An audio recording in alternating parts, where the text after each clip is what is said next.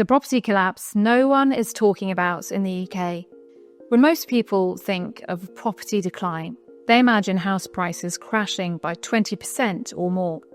They picture falling sale values, distressed landlords, and homes selling for far less than they did a year before. But there is another kind of collapse happening in the UK housing market, one that isn't being talked about nearly enough. It isn't about prices, but about ownership. And the numbers paint a bleak picture. The Institute for Fiscal Studies reports that for 25 to 34-year-olds in the UK, the home ownership rate in 2022 to 23 was just 39%. That's approximately 20 percentage points lower than the peak 59% recorded in the year 2000. This isn't a marginal shift, it's a generational collapse. 2 decades ago, the majority of people in their late 20s and early 30s could expect to own their own home. Today, the majority cannot. And that is the true property collapse no one is talking about. The first and perhaps most obvious reason behind this decline is the staggering increase in house prices compared to wages. Since 2000, UK house prices have more than tripled. In many regions, especially London and the South East, they've grown even faster. By contrast, wages have risen far more slowly. The result is that the affordability gap has widened to historic proportions. In the 1990s, the average price-to-income ratio for first-time buyers was around 3 to 4 times their annual salary. That was challenging, but achievable.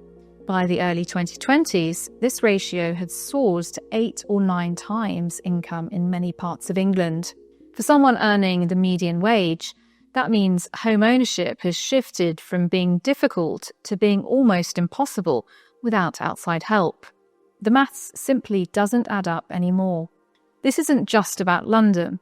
Cities like Bristol, Manchester and Leeds are all experiencing sharp affordability pressures. Even regions once considered affordable, such as parts of the Midlands and the North West, now present major hurdles to first-time buyers. The dream of owning a modest semi-detached or terraced home has turned into a financial mountain. If rising house prices are one side of the problem, deposit requirements are the other.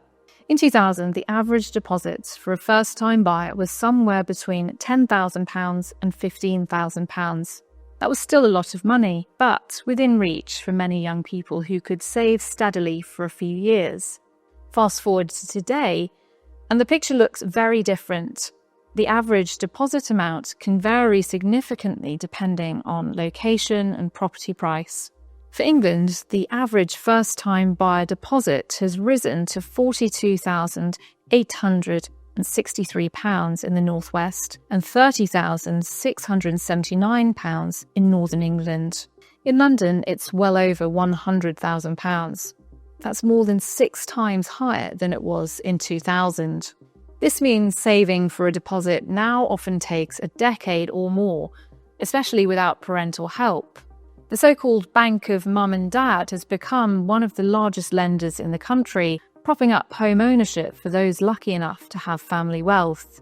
But for those who don't, the reality is grim. They're effectively shut out of the housing market altogether. Compounding the deposit challenge is the relentless rise of rents. Renting has become far more expensive across the UK, especially in major cities where younger workers often live.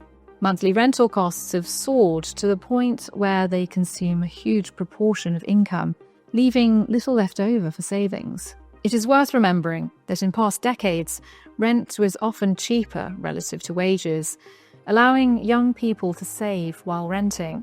That balance is now broken, locking millions into a cycle of renting for life. The sense of frustration among younger generations is not unfounded. It is systemic. Even if a young person manages to save up the daunting deposit and navigates the high cost of rent, another obstacle lies in wait: lending rules. After the 2008 financial crisis, regulators introduced stricter mortgage affordability tests to prevent reckless borrowing. Lenders now scrutinise income, outgoings, and debt levels with a fine-toothed comb. On the surface, this makes sense. No one wants to repeat the mistakes of the past where risky lending led to mass defaults. But the unintended consequence is that many people who could afford mortgage payments, sometimes lower than their rent, are being denied access to mortgages because they don't fit the criteria. It has become harder than ever for younger buyers to secure the borrowing they need, even when they demonstrate financial responsibility. The figures from the Institute for Fiscal Studies underline this starkly. A 20 percentage point drop in home ownership among 25 to 34-year-olds over 2 decades represents one of the biggest social and economic shifts in modern Britain.